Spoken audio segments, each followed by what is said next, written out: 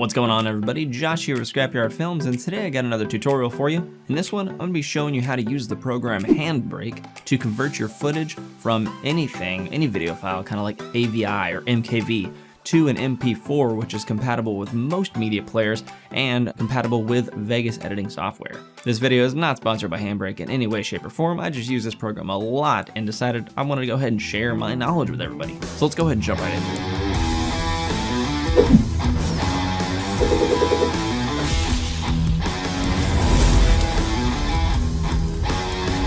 On my desktop here, I have an MKV file. If I right click and hit the properties, we can clearly see that the extension is .mkv, and I'm going to be converting this to an MP4. If I try to drag and drop this MKV into Vegas, it will not work. Now, Vegas 17 does have the option to read some MKVs, but it's experimental and still doesn't read all of them.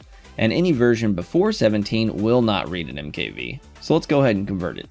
So the first thing you want to do is go over to handbrake.fr, type that into the URL, and go to their main webpage. From there, click Download Handbrake, and once it's finished downloading, go ahead and install it and then load the program up. Once it's open, you'll have some options on the left, or you can just drag and drop files directly into the program. I have my MKV on the desktop. I'm going to drag that into the program. Once Handbrake accepts it, you'll see it automatically gives it the preset Fast 30 right up here to the top left. That's a perfectly fine preset to start off with, but we're going to change some things around. Under Format, if you click the dropdown, you'll see MP4 and MKV. We're going to want to make sure we choose MP4. That's all we're going to change on this tab, and then let's go to the Dimensions tab. From here, it's going to tell you what your source resolution is, and you want to go ahead and make sure it is exactly what you want it to be by typing in the numbers and the width and height right here.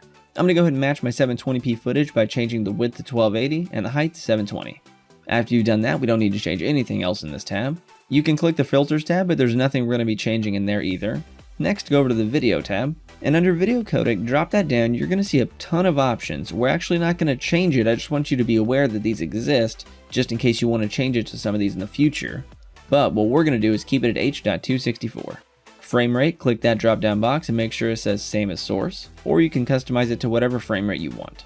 Next, below that, you're going to see constant frame rate and variable frame rate. I'm going to keep mine on variable frame rate, but if you convert it and you experience some sort of audio desyncing, you may want to go back and change this to constant frame rate and see if that improves your results. Over on the right hand side, you'll see a quality slider, and if you drag it to the left, you'll see the number increase, and if you drag it to the right, you'll see the number decrease. This is a quality scale, and the further right you go, the bigger your file size is going to be, but the higher quality it's going to be. I like to keep my number right around the 17 area. That's kind of my sweet spot, so you can put it around that area and kind of play with it and see what you like better.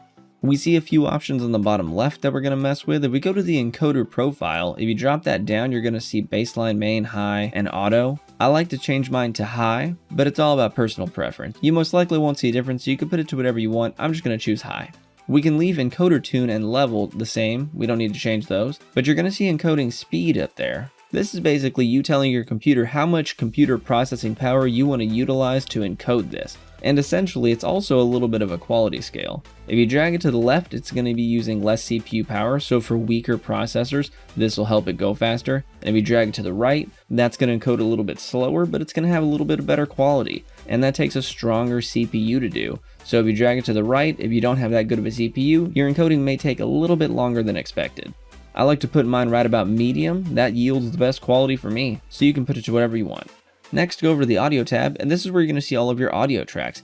We don't need to change anything in here, but if you have multiple audio tracks, then you can add a new track and then select a different audio channel if you wanted to make sure your video file had multiple audio tracks. I'm just going to leave it as is. And next, go to the Subtitles tab. Here you're going to see a subtitles track in the metadata, but if your video doesn't have any subtitles, then you can delete it by pressing the little red X to the right over there.